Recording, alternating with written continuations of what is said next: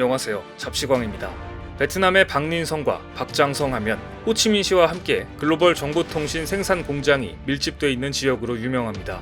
박린성과 박장성의 생산 공장에는 무려 15만 명의 근로자가 일하고 있고 호치민에는 2만 5천 명의 근로자들이 일하고 있는데요. 그런데 최근 이곳에 근로자들이 밖으로 오갈 수 없도록 조치가 내려지고 전에 없던 거대한 임시 숙소가 만들어졌습니다.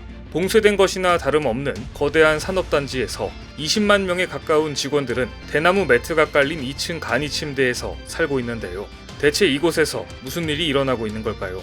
최근 이곳을 집중 취재한 블룸버그 통신은 베트남 당국이 특단의 조치를 내렸다고 보도했습니다. 베트남의 일일 코로나 확진자 수가 1000명을 넘어서자 베트남 당국이 근로자들이 매일 출퇴근하면서 번질 수 있는 코로나 확산을 막기 위해 삼성과 애플의 협력업체 공장들이 밀집되어 있는 박장성과 박린성 그리고 호치민시 공장 밀집 지역에 임시 숙소를 마련하라고 지시하고 글로벌 산업단지의 코로나 확산을 막기 위해 안간힘을 쓰고 있습니다. 베트남 정부의 요청에 따라 직원 수가 약 2만 5천 명에 달하는 22개 회사들은 호치민시에 공동으로 임시 숙소를 만들어야 했고 이들 직원들은 임시 기숙사에서 간이 침대에서 자거나 일부는 공장 바닥 위에 설치한 임시 텐트에서 잠을 청하기도 하는데요. 앞서 자기 집에 한 번이라도 다녀온 직원들은 모두 코로나19 검사를 받고 음성이 나올 때까지 격리될 정도로 철저히 봉쇄하고 있습니다. 박장성 소재 삼성전자 협력업체에서 근무 중인 직원들은 처음에는 공장에서 사는 것이 이상했지만 사실 우리 집은 매우 더운데 여기는 24시간 내내 에어컨이 작동해서 사는데 불편은 없다, 이런 반응들이었습니다.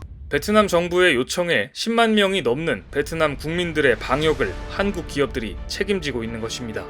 코로나 팬데믹이 전 세계를 강타하기 전 베트남은 중국의 인건비 상승으로 인해 베트남으로 이전하는 기업들과 미중 무역 갈등의 여파로 중국을 떠나는 반도체, 휴대폰 제조 공장들을 유치해서 커다란 수혜를 누렸습니다.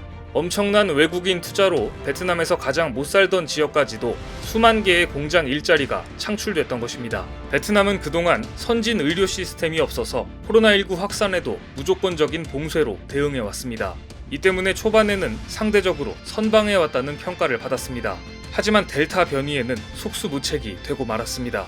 4월 말부터 베트남의 코로나19 확진자 수가 폭증하기 시작했고 지난 5월에는 한 휴대폰 공장 협력사에서 확진자가 발생하자 순식간에 삼성전자 박린 공장, 폭스콘 공장, 애플의 에어팟을 조립하는 중국 입신 정밀의 공장에서도 확진자가 나왔습니다. 그러자 다급해진 베트남 정부는 북부 산업단지를 임시 폐쇄해 급한 불을 끄기도 했는데요. 특히 이번 4차 유행 초기에 삼성, 애플 등 글로벌 기업의 해외 생산기지 역할을 하고 있는 박장성과 박린성에서 확진자가 늘자 깜짝 놀란 베트남은 글로벌 제조공단을 통한 경제적 이득을 지키기 위해 임시 숙소에 근로자를 재우는 초강수를 두며 안간힘을 쓰고 있는 것입니다. 4차 유행이 확산되면서 삼성 등 국내 기업들도 현지 생산 라인 가동을 중단시키지 않기 위해서 긴장을 늦추지 못하고 있는 상황인데요. 특히 한국의 대기업들은 베트남 방역을 위해 수십억 원을 기부하면서 베트남의 방역에 책임을 다하는 모습을 보였습니다.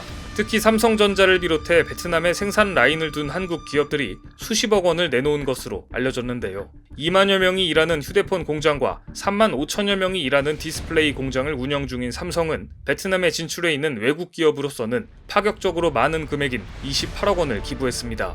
SK도 베트남 중앙정부에 약 11억 2천만 원을 기부했고 LG전자와 CJ 역시 백신 펀드에 기부했습니다. 일본의 도요타와 대만 팍스콘이 각각 5억 원을 낸 것과 비교하면 어마어마한 액수를 기부한 것입니다.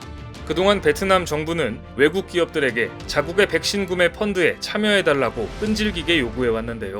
베트남 정부는 백신 총 1억 5천만 회분을 확보하기 위해 약 1조 2천억 원 규모의 재원을 배정하고 현지에 진출한 기업의 비용 부담을 요청한 바 있습니다. 베트남은 지금 자국의 투자에 일자리를 창출하고 있는 삼성, LG 등 한국의 대기업들에게 코로나 방역을 위한 조치는 물론 백신 구입비까지 요청하며 자국이 해야 할 코로나 방역의 중대한 역할까지 일정 부분 의존하고 있는 실정인데요. 현지 근로자들마저 삼성 등 한국 대기업이 마련한 숙소가 코로나로부터 안전하다고 오히려 의지하는 모습입니다. 그런데 이 와중에 일본이 보낸 아스트라제네카 백신 100만 회분이 베트남에 도착했습니다. 일본은 베트남, 대만, 태국 등 동남아 국가에 자국에서 남아도는 백신을 제공하면서 생색을 내고 있는데요. 문제는 이미 대만에서 일어났습니다. 지난달 대만에서는 일본이 보내준 아스트라제네카 백신을 접종한 사람들 중에 사망자가 속출한 것입니다. 일본에서 온 아스트라제네카 백신을 접종한 후 119명이 돌연사하자 대만 국민들은 일본이 백신 보관을 제대로 하고 보내준 것이냐 공포 분위기에 휩싸인 바 있는데요. 이런 백신을 일본이 보내왔는데 이 백신을 맞아야 하는 베트남 국민들 역시 많이 불안할 것 같습니다. 베트남 정부는 자국의 방역과 백신을 한국을 비롯한 다른 나라의 기업들에게 손을 벌리는 모습이 조금 무책임하고 뻔뻔하다는 느낌도 드는데요. 베트남은 분명 기회의 땅입니다. 그리고 방역에 어려움을 겪는 상황에서 일본 기업보다 한국 기업들이 훨씬 책임있는 모습을 보이며 앞으로 있을 기회에서 유리한 고지를 점한 것으로 보입니다. 한국의 기업들은 베트남에 현금으로 지원을 해서 베트남 근로자들에게 직접적인 도움을 주는 반면 일본은 자국에서 보관하기 힘들어 남아 도는 백신을 백신 지원이라는 명목으로 지원하고 있으니 어느 나라가 더 실질적인 지원인지는 명백한 일이기 때문입니다.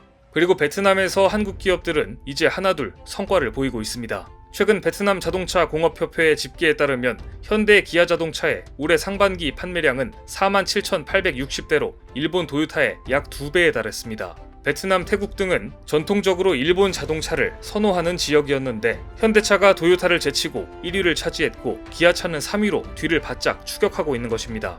현대차는 지난해 처음으로 베트남 자동차 시장에서 판매 1위를 차지한 이후 올해 들어서는 월별 판매량 1위를 계속 유지하고 있습니다. 뿐만 아니라 얼마 전 한국의 국토교통부는 베트남 하노이 남동 쪽에 거대한 산업단지 조성을 위한 착수식을 진행했는데요. 이 흥앤성 클린 산업단지는 한국 정부가 베트남을 상대로 추진한 핵심적인 경제협력 사업의 일환으로 한국 기업들이 베트남에 진출할 때 기반시설이 완비된 양질의 산업 용지를 받아 진출할 수 있도록 하기 위한 곳입니다. 한국이 이처럼 적극 투자하고 있는 이유는 베트남이 그만큼 많은 기회가 열려있는 곳이기 때문입니다. 특히 주목되는 것은 전력시장입니다. 앞으로 10년간 베트남의 전력시장은 연평균 8.5%씩 고성장할 것으로 예상되고 있는데요. 베트남 경제가 2045년까지 연평균 6% 내외로 성장할 경우 전력 소비량은 2045년이 되면 877TWh로 증가할 것으로 예상됩니다. 이렇게 폭발적으로 전력 소비가 늘 것에 맞추어 발전 설비 용량도 지금보다 4배나 커질 것으로 보입니다. 그런데 현재 글로벌 탄소 중립 요구와 함께 2050년까지 사용 전력의 100%를 신재생 에너지로 전환하자는 국제 캠페인이 진행 중인 상황이라 베트남의 발전 설비 역시 급속히 신재생 에너지로 전환될 것입니다. 특히 미중 무역 분쟁이 장기화되면서 베트남으로 이전하는 제조기업이 늘 테고 주요 글로벌 기업들이 공급망의 탄소 중립을 요구하면서 베트남 정부는 생산 거점의 지위를 유지하기 위해서라도 신재생 에너지의 보급을 확대할 수밖에 없는데요. 따라서 베트남의 발전 설비 용량 확대는 풍력, LNG, 태양광 등 친환경 에너지를 중심으로 이루어질 전망입니다. 이렇게 친환경 에너지 중심으로 전력원이 변화함에 따라 이를 잘 송배전할 수 있는 전력망의 구축이 필수적인 부분입니다.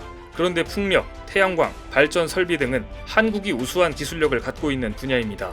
따라서 베트남의 차세대 친환경 전력 시장을 한국 기업들이 독점할 가능성도 점쳐지고 있습니다. 베트남에서 한국과 일본은 경쟁적으로 천문학적인 투자를 진행해 왔습니다. 지금까지는 삼성을 필두로 한 한국 기업들의 입지가 일본 기업들을 앞서고 있습니다. 이번 감염병 사태를 계기로 베트남에서 친환경 관련 사업을 한국 기업들이 독식하길 기대해 봅니다. 오늘 준비한 소식은 여기까지입니다. 댓글을 통한 여러분들의 많은 의견 기다리겠습니다. 많은 분들의 생각이 모였을 때 진정 가치 있는 지식이 완성될 것입니다. 시청해주셔서 감사합니다.